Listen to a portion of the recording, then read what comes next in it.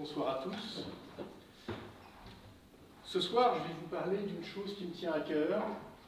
Depuis une quinzaine d'années maintenant, les salaires, les différences de salaire entre femmes et hommes à poste équivalent ne diminuent pas. On peut se demander à ce moment-là ce qu'il faut faire pour qu'on arrive enfin à annuler ces différences de salaire à poste équivalent. Donc je vous invite à venir avec moi sur un petit voyage historique, un demi-siècle, pour voir ce qu'il a été et ce qu'on a fait déjà sur ce chemin. Je suis né au début des années 70 et à cette époque-là, le sujet de l'inégalité salariale n'était pas un sujet de société. Pour mémoire, pour votre apprentissage, cela faisait à peine 20 ans que les femmes avaient le droit d'ouvrir un compte en banque sans l'autorisation soit d'un père, soit d'un mari. L'écart de salaire à même poste était de l'ordre de 27%. Et à cette époque-là, autant vous dire que des femmes sénatrices, des femmes députées, des femmes au sein de comités de direction d'entreprise étaient quasi inexistantes. Malgré tout, des premières lois commencent à s'intéresser à ce sujet. En 1972 est instauré un principe fondamental qui est un travail égal, salaire égal. En 1975, la loi Veil instaure le droit à l'interruption volontaire de grossesse, l'IVG. À la fin des années 80, début des années 90, je commence à faire des petits boulots, des jobs d'été, des jobs d'étudiants. Systématiquement, je me présente, quel que soit le travail, en costume et cravate. Que ce soit un poste de livreur de pizza, de chauffeur pour un technicien anglais ou de réceptionniste dans un hôtel. Une première loi commence non pas à s'intéresser aux femmes, mais à l'homme dans cette relation paritaire. Avec l'instauration, et c'est énorme, de 3 jours de congé naissance pour les hommes. 3 jours. En 1983, les municipalités ont l'obligation d'avoir la parité au sein de leur conseil. Bon, malgré tout, l'écart a diminué, nous ne sommes plus qu'à 20% d'écart de salaire entre les femmes et les hommes. Peu de sénatrices, on est passé de 1 à 2%, peu de députés, on est passé de 6 à 7%. Est-ce une progression? Et 5% de femmes au comité de direction. Pendant près de 20 ans, à l'issue de ces lois-là, il se passera globalement rien. En 1998, allez, c'est peut-être l'exception, une nouvelle loi instaure ce qu'on appelle la HALD, la Haute Autorité de lutte contre les discriminations et pour l'égalité. À la fin des années 90, des lois viennent perturber, remettre en question la relation des salariés au travail avec les différentes lois de 35 heures. C'est à ce moment-là où j'obtiens mon premier CDI. Je sors de mes études, je passe des entretiens de recrutement, bien évidemment, vous vous en doutez, toujours en costume et cravate.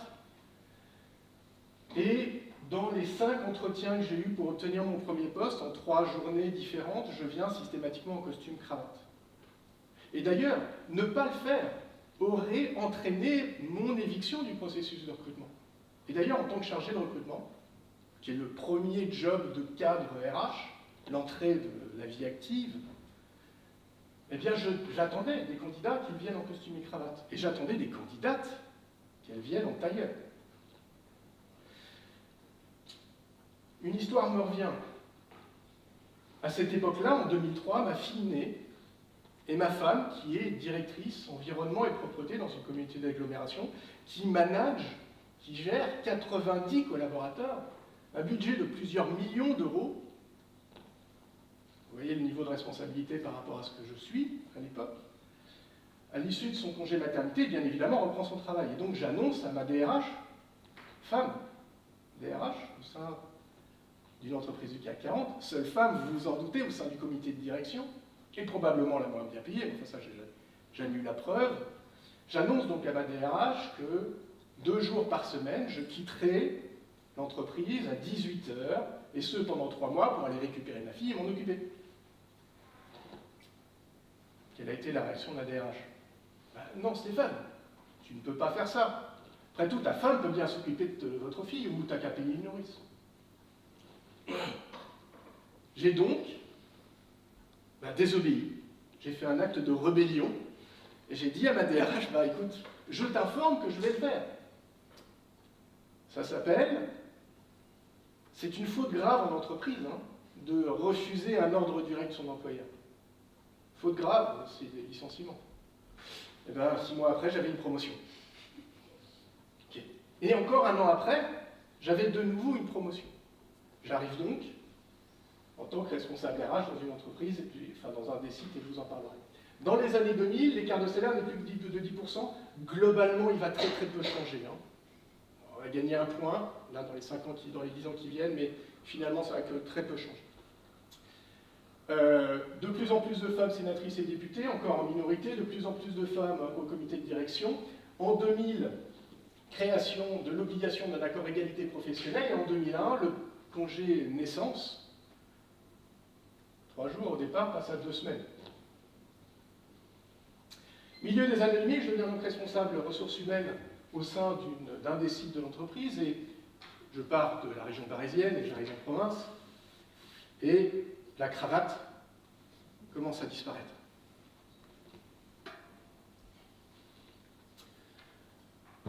Pardon, excusez-moi. Voilà.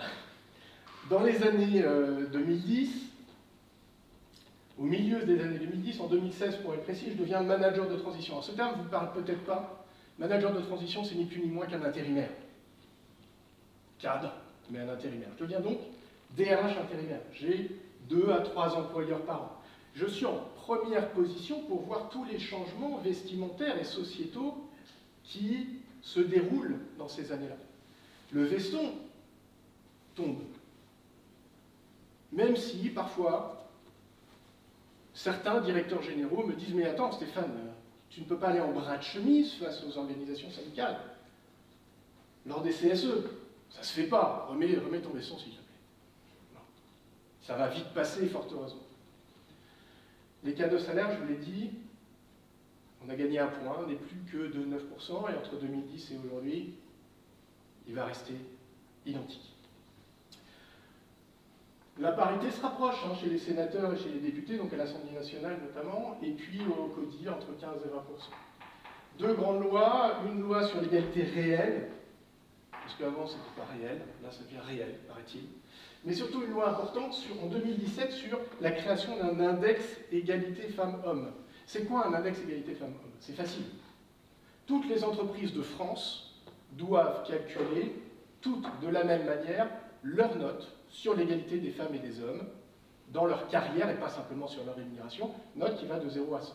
Elles ont aussi l'obligation d'afficher cet index sur leur site internet. Donc, si demain vous postulez à une entreprise, allez sur le site internet et allez voir leur index.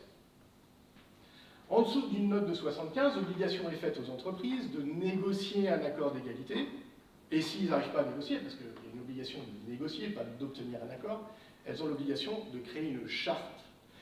Si ce n'est pas respecté, que se passe-t-il? La seule moyen de faire bouger les lignes, j'espère que je ne vous l'apprends pas, ou si je vous l'apprends, vous aurez quelque chose à raconter ce soir, c'est de taper au portefeuille. Donc si l'obligation n'est pas respectée, 1% de la masse salariale. Alors la masse salariale, c'est quoi? C'est l'ensemble des salaires versés à l'ensemble des salariés de l'entreprise. 1%, ça représente quoi? Écoutez, aujourd'hui, je suis DRH d'une entreprise industrielle de 600 salariés. Qui dit industriel dit majorité d'ouvriers, donc ce n'est pas là où vous avez les plus hauts salaires. Et 1% de masse salariale sur une entreprise de 600 salariés, ce n'est que 200 000 €. Autant vous dire que quand je vais annoncer à mon DG, qui va perdre en taxes 200 000 €, je me fais bien recevoir. Ça aide quand même les entreprises à avancer. Arrivent les années 2020, de plus en plus de femmes sénatrices, de plus en plus de femmes députées, et puis le congé paternité, en 2019, j'ai l'impression que mon micro est revenu, le congé paternité passe à 1 mois. 1 mois complet pour les hommes. En 2021, toutes les entreprises, une nouvelle loi arrive, toutes les entreprises ont l'obligation de plus de 1000 salariés, ont l'obligation d'avoir 30% de femmes dirigeants et 40% d'ici 2030. Et enfin, en 2024, constitutionnalisation, de l'IVG.